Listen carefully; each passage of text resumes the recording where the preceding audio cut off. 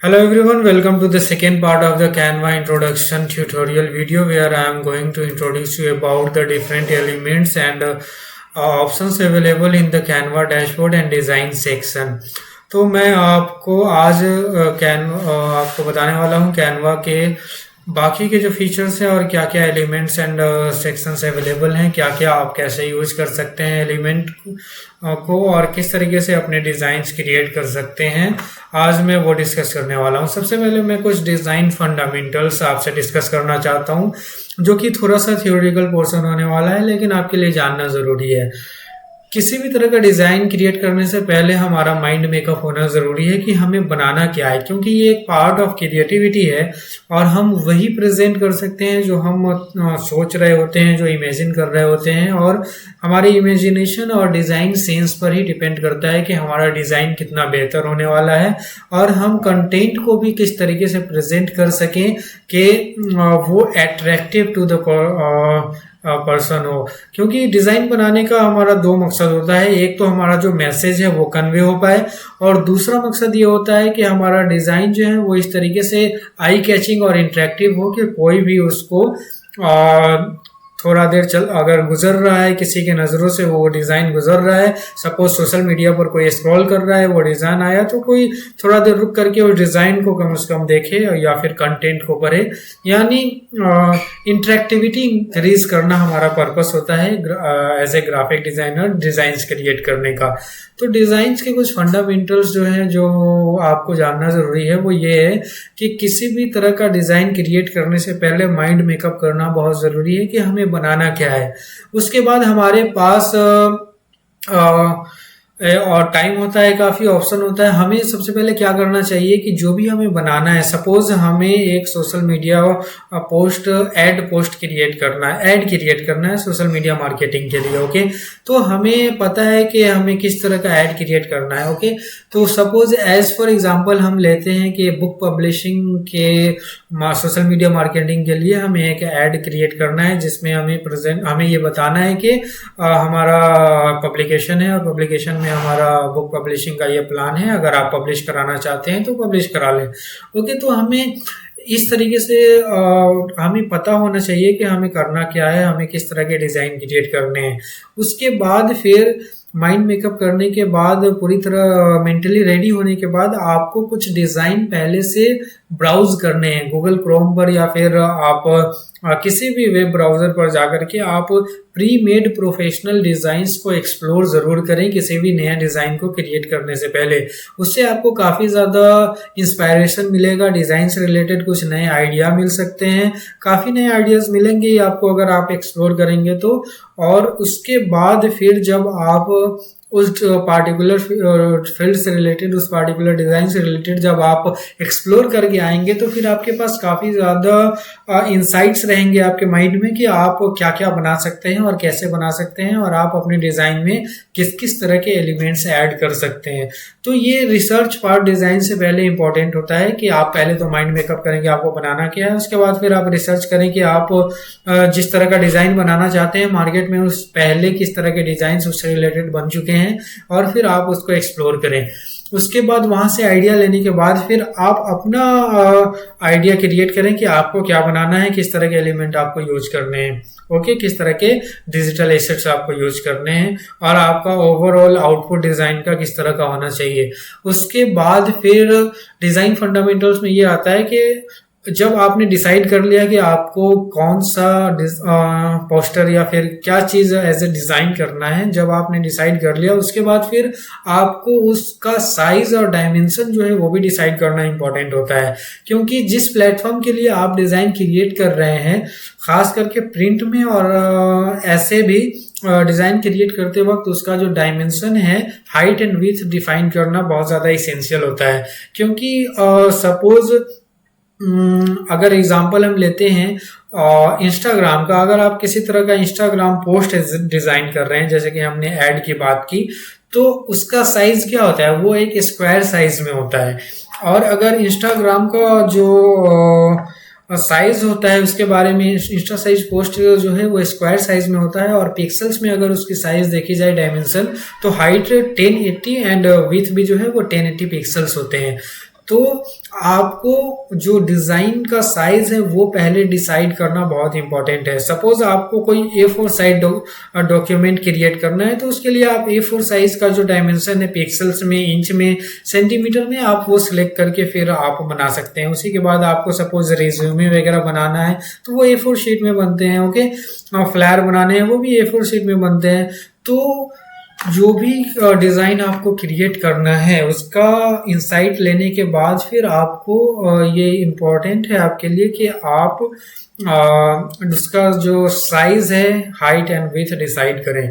क्योंकि हमें अभी इंस्टाग्राम पोस्ट का अगर आइडिया लेना है और अगर हमें इंस्टाग्राम पोस्ट क्रिएट करने हैं तो फिर हमें जाना होगा 1080 इंटू 1080 पिक्सल्स के डिज़ाइन साइज़ के साथ। तो डिज़ाइन करने से पहले डिज़ाइन का साइज़, जो पेज साइज़ है वो सिलेक्ट करना इंपॉर्टेंट होता है। उसके बाद फिर डिज़ाइन में हमें मार्जिन एंड पैडिंग, जो कि डिज़ाइन के ब्यूटिफिकेशन का एक पार्ट है। किसी भी तरह का डिज़ाइन अगर बनाते हैं और उसमें प्रॉपर मार्जिन एंड पैडिंग नहीं है तो फिर आधी ब्यूटिफिकेशन उस डिज़ाइन की यूं ही ख़त्म हो जाती है, उसकी जो ब्यूटी होती है वो यूं ही ख़त्म हो जाती है। तो मार्जिन एंड पैडिंग जो है वो मेंटेन करना बहुत ही इंपॉर्टेंट होता है, ओके। कैनवा में एक बहुत ही खास फीचर ये है मार्जिन एंड पैडिंग मेंटेन करने के लिए। जैसे कि आप किसी भी टेक्स्ट एलिमेंट, जैसे ये टेक्स्ट एलिमेंट है, मैंने इसे सिलेक्ट किया, अगर इसे इसे अगर मैं इस तरीके से रोटेट करता हूँ तो आप देख सकते हैं एक पिंक कलर का आउटलाइन जनरेट हो रहा है। ये आउटलाइन जो है ये बता रहा है कि आपका मैटर जो है, आपका कंटेंट जो है वो इस पिंक बॉक्स के अंदर ही होना चाहिए और इसके बाहर का जो सेक्शन है वो मार्जिन कंसीडर किया जाता है, ओके। तो मार्जिन हमें इस तरीके से मेंटेन करना होता है, स्पेशली जब हमारा डॉक्यूमेंट जो है वो प्रिंट में जाने वाला होता है, क्योंकि वहाँ प्रिंट होता है, प्रिंट होने के बाद फिर कटिंग भी करना होता है। तो अगर आपका मैटर जो है वो प्रिंट से मार्जिन से सटा हुआ है तो मे बी प्रिंटिंग में वो कट सकता है, इसलिए मार्जिन एंड पैडिंग का ध्यान देना बहुत ही इम्पोर्टेंट है। उसके बाद फिर हम देखते हैं इसमें और क्या फीचर है, जैसे कि डिज़ाइन एंड टेम्पलेट से रिलेटेड। अगर हम लेफ्ट साइड में देखेंगे, यहाँ जो पैनल है छोटा सा लेफ्ट साइड में, इसमें सबसे पहला ऑप्शन जो है वो डिज़ाइन का है। जब हमने आइडिया डिसाइड कर लिया हमें बनाना क्या है, उसके बाद फिर हमने डिसाइड कर लिया कि उसका हाइट एंड विड्थ क्या होने वाला है डिज़ाइन का, फिर हमारे पास ऑप्शन होता है कि प्री मेड टेम्पलेट उस पार्टिकुलर फील्ड से रिलेटेड, उस नीश से रिलेटेड सर्च करने का। सपोज अभी एग्जांपल लेते हैं सोशल मीडिया पोस्ट इंस्टाग्राम का, ओके। और हमने अभी डिसाइड किया था कि हमें एक ऐड बनाना है।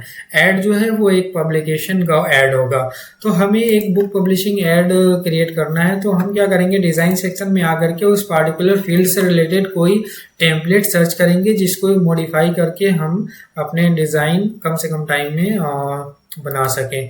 तो ये जो डिज़ाइन फीचर है ये कुछ नहीं, बस एक टेम्पलेट का लाइब्रेरी है जहाँ मल्टीपल टेम्पलेट्स अवेलेबल हैं। यहाँ हम सर्च कर सकते हैं, जैसे कि हमें बुक से रिलेटेड कुछ चाहिए तो हम यहाँ इस तरीके से सर्च कर सकते हैं, या फिर हमें ऐड चाहिए तो ऐड भी सर्च कर सकते हैं। यहाँ बहुत सारे प्री मेड टेम्पलेट आपको दिख सकते हैं अलग अलग फील्ड से रिलेटेड। जो आपके काम का है उसको आप सेलेक्ट करेंगे, ओके। सेलेक्ट करने के बाद वो डिज़ाइन जो है आपका यहाँ आर्ट बोर्ड या डिज़ाइन सेक्शन में या फिर आप कह सकते हैं वर्कशीट में लोड हो जाएगा। उसके बाद आप इसमें मॉडिफिकेशन कर सकते हैं, यानी प्री मेड टेम्पलेट आप इस तरीके से एक्सप्लोर कर सकते हैं अपने फील्ड से रिलेटेड। उसके बाद दूसरा ऑप्शन जो है वो एलिमेंट्स का है। एलिमेंट्स में बहुत सारे सेक्शन आते हैं, जैसे कि फ्रेम, एरो, लाइन, सर्कल, लोगो, शैडो, कुछ भी, किसी भी तरह का एलिमेंट या फिर आप एसेट जो डिज़ाइन में यूज़ करते हैं या फिर आपको करना है वो आपको यहाँ मिल जाएगा एलिमेंट्स वाले सेक्शन में। सपोज आपको किसी भी तरह का इलिस्ट्रेशन चाहिए, एक बॉय का इलिस्ट्रेशन चाहिए, आप बॉय सर्च कर लें और ग्राफिक्स वाले सेक्शन में यहाँ चले जाएं, आपको बहुत तरह के यहाँ बॉय के इलिस्ट्रेशन मिल जाएंगे। कुछ एनिमे स्टाइल है, कुछ कार्टून स्टाइल है, कुछ नीचे और एक्सप्लोर करने पर कुछ रियलिस्टिक भी मिल जाएंगे इस तरीके से। इसमें कुछ फ्री हैं और कुछ प्रीमियम एलिमेंट्स हैं। जहाँ इस तरीके का येलो आपको प्रो लिखा हुआ मिल रहा है ना, वो सारे प्रीमियम है।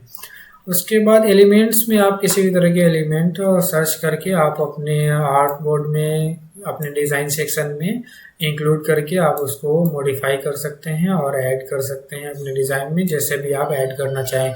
उसके बाद दूसरा ऑप्शन टेक्स्ट का है। टेक्स्ट में आप ऐड टेक्स्ट करके किसी भी तरह का टेक्स्ट ऐड कर सकते हैं और उससे रिलेटेड जो बाकी फॉर्मेटिंग होती है वो आपको यहाँ इस सेक्शन में मिल जाएगा, लाइक उसका साइज, टेक्स्ट कलर और उसकी जो बोल्ड रखना है या फिर नॉर्मल रखना है या फिर इटालिक है, अंडरलाइन है, बहुत सारे जो जनरल फॉर्मेटिंग के ऑप्शंस होते हैं, उसका जो अलाइनमेंट सेलेक्ट करना है और बुलेट पॉइंट्स वगैरह, और उस अगर पैराग्राफ आपने क्रिएट किया है तो पैराग्राफ के बीच में लाइन स्पेसिंग वगैरह और जो स्पेसिंग वगैरह मेंटेन करना होता है उसके सेक्शन है। इसमें कुछ इफेक्ट्स भी आप ऐड कर सकते हैं, जैसे कि ये आप देख सकते हैं मॉडर्न फर्नीचर जो लिखा हुआ है, इसके बैकग्राउंड में इस तरीके का कुछ जो इफेक्ट ऐड किया गया है वो इफेक्ट सेक्शन से ऐड हुआ है। आप इस डिज़ाइन में कुछ एनिमेशन वगैरह भी ऐड कर सकते हैं। वन बाय वन जब मैं पोस्टर क्रिएट करने का ट्यूटोरियल लेकर के आऊँगा तब आपको बताऊँगा। अभी मैं बस आपको अलग अलग एलिमेंट और सेक्शन से इंट्रोड्यूस करा रहा हूँ। ओके, उसके बाद हम लोग देखते हैं अपलोड वाला सेक्शन। अपलोड सेक्शन बहुत इंपॉर्टेंट है। अगर आपको अपना किसी भी तरह का एसेट अपने डिज़ाइन में यूज़ करना है तो अपलोड वाले सेक्शन में आप जा करके यहाँ अपने इमेज, वीडियो, ऑडियो कुछ भी अपलोड करके यूज़ कर सकते हैं। ओके, अपने डिज़ाइन में इंसर्ट कर सकते हैं। सपोज ये मैंने अपने कंप्यूटर सिस्टम से ये अपलोड कर रखा है। यहाँ लगभग 2 TB तक का स्टोरेज जो है आपको इस प्लेटफॉर्म पर फ्री मिलता है। आप अपने किसी भी तरह के एसेट जो है अपलोड करके उसको मल्टीपल टाइम्स यूज़ में ले सकते हैं। ओके, तो ये अपलोड सेक्शन बहुत ही इंपॉर्टेंट है। अगर आपको अपने कुछ एसेट्स यूज करने हैं कंप्यूटर से अपलोड करके, तो वो वीडियो, ऑडियो या इमेज कुछ भी हो सकता है। उसके बाद ड्रॉ का सेक्शन है। अगर आप किसी भी तरह का ड्राइंग क्रिएट करना चाहते हैं या कुछ भी करना चाहते हैं ड्राइंग से रिलेटेड, तो इस सेक्शन से आप बहुत अच्छे से क्रिएट कर सकते हैं। ये काम आएगा जब आप व्हाइट बोर्ड पर काम करेंगे, कैनवा का जो व्हाइट बोर्ड है उस पर। ओके, अगर आप किसी तरह का प्रेजेंटेशन दे रहे हैं या फिर सेशन क्रिएट कर रहे हैं या फिर आप टीचिंग कर रहे हैं कैनवा से, तो वहाँ भी ये आपको काम आता है। इसमें हाइलाइटर है, पेन है, सब कुछ है। ओके, प्रोजेक्ट वाले सेक्शन से आप अपने अदर प्रोजेक्ट में स्विच कर सकते हैं। सपोज ये एक प्रोजेक्ट है जिसमें मैं काम कर रहा हूँ, उसके बाद फिर नेक्स्ट प्रोजेक्ट में अगर मुझे स्विच करना है तो मैं यहाँ से अपने डिज़ाइन में क्लिक कर दूंगा और स्विच कर जाऊंगा। उसके बाद कैनवा का खुद का एक लाइब्रेरी है, फोटो लाइब्रेरी है, मीडिया लाइब्रेरी है, जहाँ बहुत सारे प्रीमियम और free images as a asset available हैं जो कि आप अपने डिज़ाइन में यूज़ कर सकते हैं। सपोज़ आपको किसी भी तरह का किसी भी चीज़ से रिलेटेड फ़ोटो चाहिए, सपोज़ कैट का फ़ोटो चाहिए क्योंकि आपको डिज़ाइन में ऐड करना है, आप कैट सर्च करेंगे और इस तरीके से आपको कैट के फ़ोटोज़ मिल जाएंगे, आप उसको ऐड कर सकते हैं। ओके, ये एक प्रीमियम इमेज है कैट का, इसलिए इस पर क्या वाटर मार्क आ रहा है कैनवा का। अगर आपके पास प्रीमियम अकाउंट है तो ये वाटर मार्क नहीं आएगा। ओके, इस तरीके से कैट के इमेजेस जो हैं आप यूज कर सकते हैं, या फिर किसी भी तरह का इमेज आपको चाहिए हो, आप इसका जो लाइब्रेरी, इमेज लाइब्रेरी है, वहाँ करके सर्च करें। कुछ प्रीमियम मिलेगा, कुछ फ्री मिलेंगे। जहाँ जहाँ ये प्रो लिखा हुआ है वो सब प्रीमियम है और ये इस पर किसी तरह का वाटर मार्क नहीं है और इस पर प्रो लिखा भी नहीं है, यानी ये फ्री है। ओके, इस लाइब्रेरी में बहुत सारे फ्री पिक्चर्स अवेलेबल हैं और बहुत सारे प्रीमियम भी हैं। उसके बाद ऑडियो लाइब्रेरी है। ऑडियो लाइब्रेरी भी इसका खुद का ऑडियो लाइब्रेरी है जिसमें आप अलग तरह के ऑडियो साउंड इफेक्ट्स वगैरह भी हैं और बहुत सारे म्यूज़िक भी अवेलेबल हैं जो कि आप अपने डिज़ाइन में ऐड कर सकते हैं। और मैक्सिमम ऑडियो जो कैनवा पर अवेलेबल है वो प्रीमियम ही है।